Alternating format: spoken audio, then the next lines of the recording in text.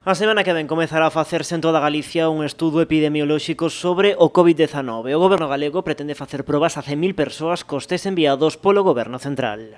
Vamos a intentar coñecer cal é a situación e o desenvolvemento da pandemia facendo unha mostra moi importante de poboación galega. O estudo vaise realizar en dúas fases. Levaremos a cabo unha primeira fase no que vamos a facer 51.000 test en 51.000 galegos e galegas.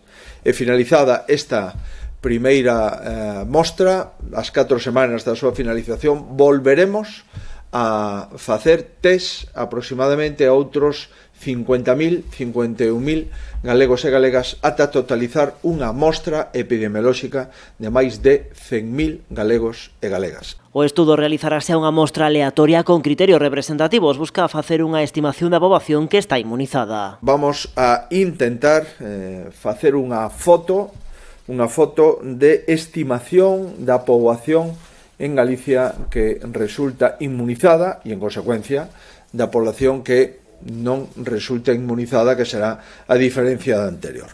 Serán os centros de saúde os encargados de chamar as persoas seleccionadas para someterse á proba que ten un carácter voluntario. Para este estudo, o Executivo galego confirmou que empregará os test enviados polo Goberno central, xa que son válidos para este tipo de información, pero non para un diagnóstico directo.